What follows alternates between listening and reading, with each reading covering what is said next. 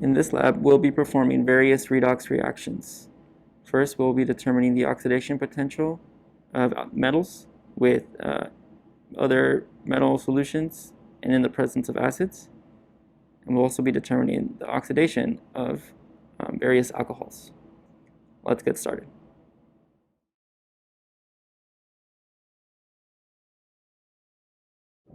This lab has 3 different parts to it, so we want to make sure that we keep track of all of our test tubes. So for part B, all of my test tubes are going to be numbered just 1 through 9, but they're going to have the letter B to designate that it's for part B.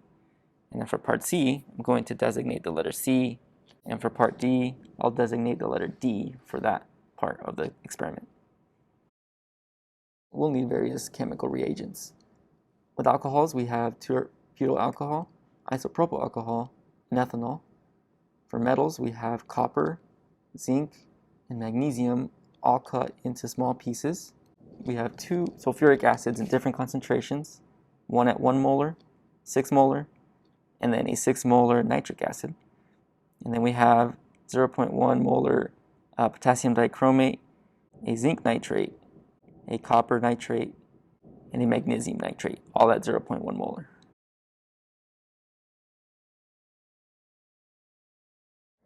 Okay, so for this first part of the lab, we're going to go ahead and fill our test tubes, and we're going to make sure that they're arranged in this order first.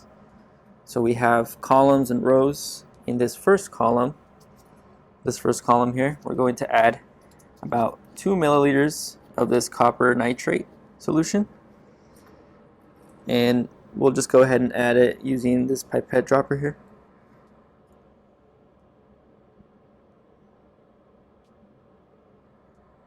So we'll add 2 milliliters to each test tube in this column.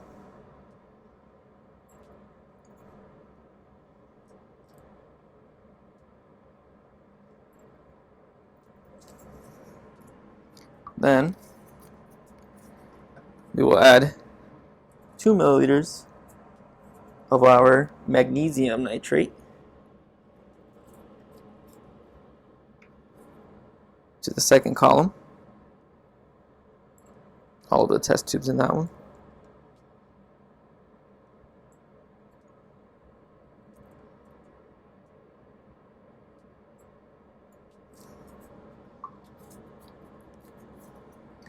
And then in our third column, we'll add our zinc nitrate.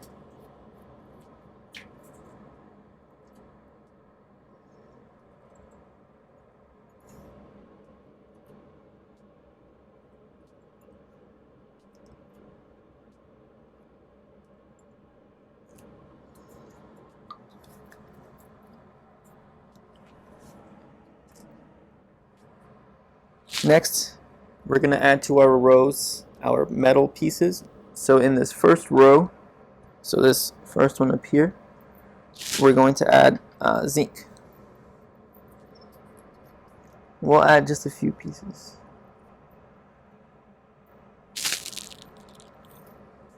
So I got 1 piece of zinc here, and that's going to go into each one.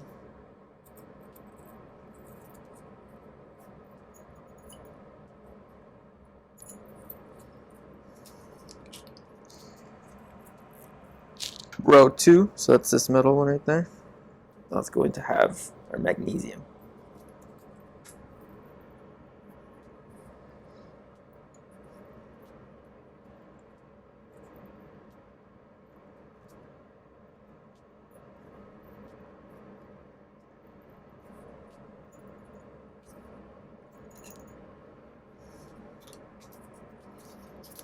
And in our third row, our copper.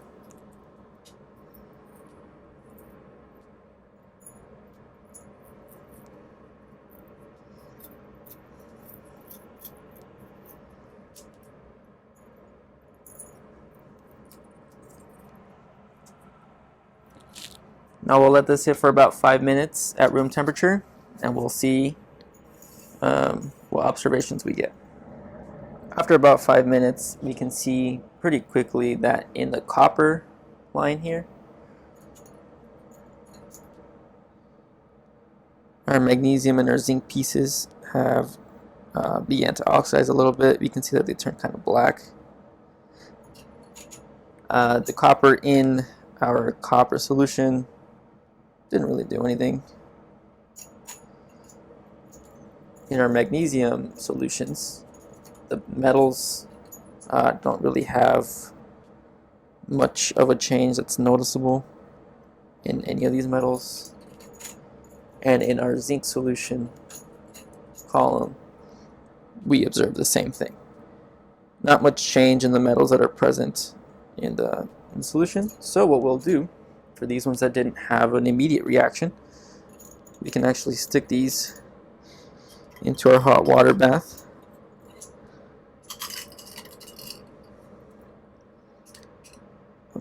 And we'll let them sit there for a few minutes and see if the heat does anything.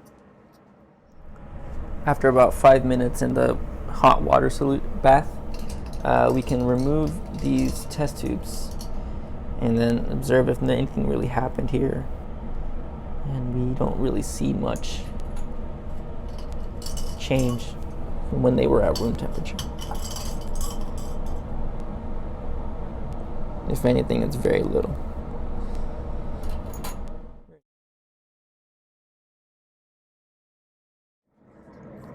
For part C, we're going to take our 6 test tubes that are labeled and we'll arrange them in 2 different columns.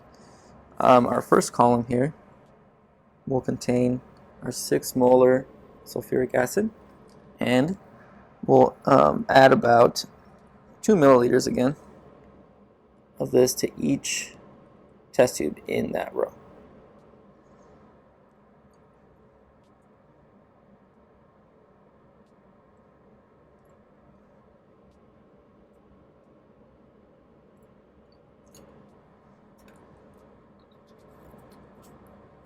And in our second column, we're going to add our 6 molar nitric acid. And again, about 2 milliliters to each test tube.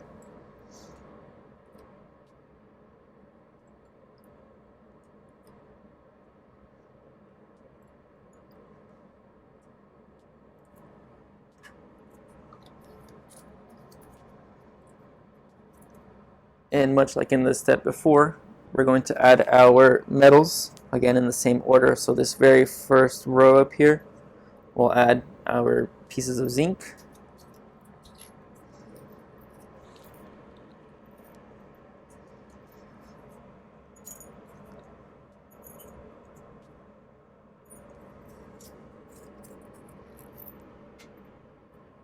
In the second row, we'll add our magnesium.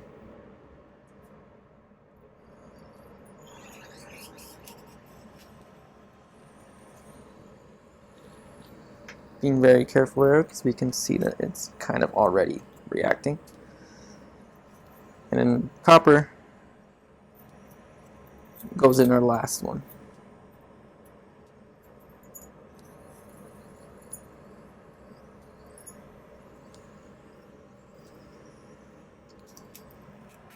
And we can let these sit for a few minutes and then we can see any changes.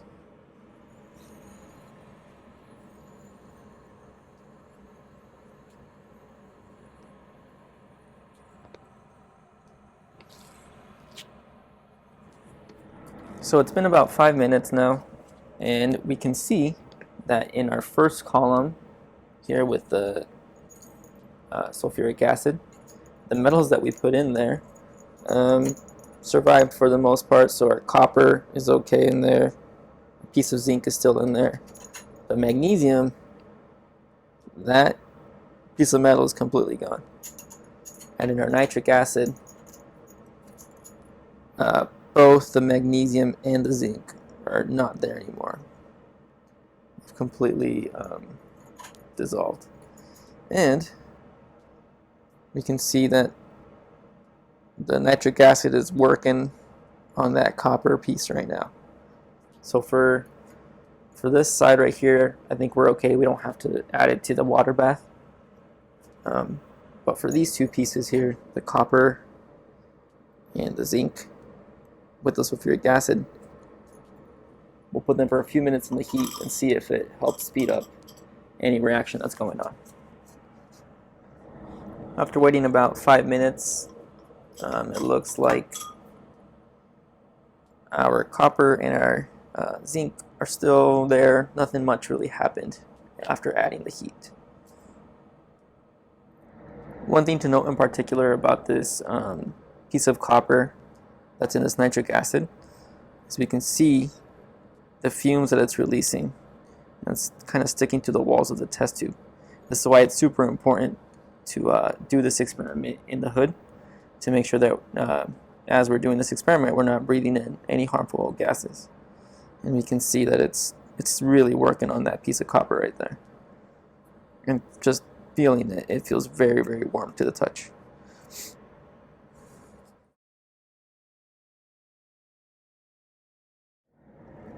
So now that we are in part D of the experiment, we will be determining the oxidation of alcohols. So the first thing that we're going to do is we're going to add about 1 milliliter of each alcohol right into its corresponding test tube. We only have 4 test tubes here. No special arrangement that we got to do. In test tube 1, we'll add our ethanol, about 1 milliliter of this.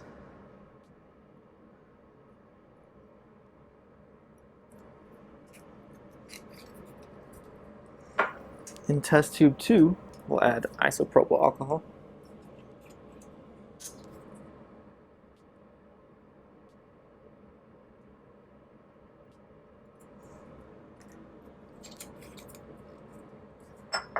Into test tube 3, we'll add some of this 2-methyl-2-propanol, otherwise known as tert-butyl alcohol.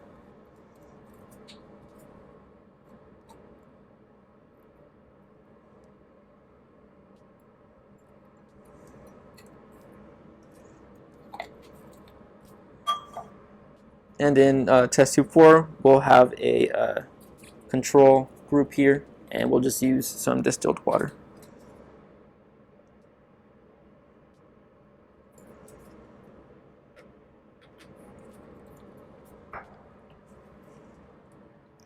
Now to each test tube, we're also going to add 10 drops of our 1 molar sulfuric acid solution.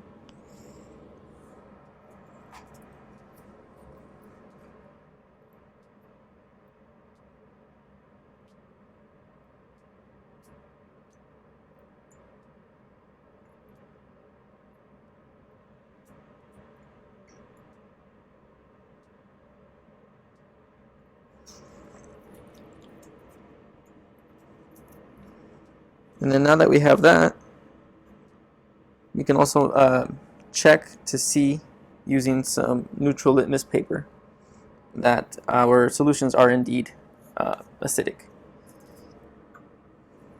And so I'll take just a dropper. I'll pick this DI water one. And I'll add a drop on that. We observe the color change, and we can say yes, this is fine. We can continue. So now what we have to do is add 2 drops of our potassium dichromate solution to each test tube as well.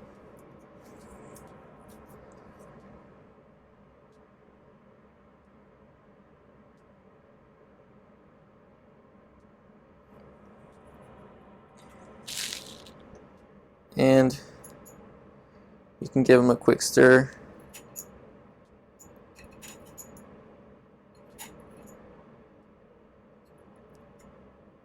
And we'll let those sit for 5 minutes, and we'll come back and check and see any color changes, any observations that we can make note of. So after about 5 minutes, we look at our control group, and obviously we see that there was no change there. And we compare those to test tubes 1 and 2, when we can see that there was a pretty significant color change there to note. Test tube 1 immediately did show a change, but then test tube 3, however, looks a lot like test tube 4, which is a control one. And so now you can make a determination as to why some of these test tubes, why some of these alcohols change colors, after adding the oxidizing agent versus the other ones that didn't.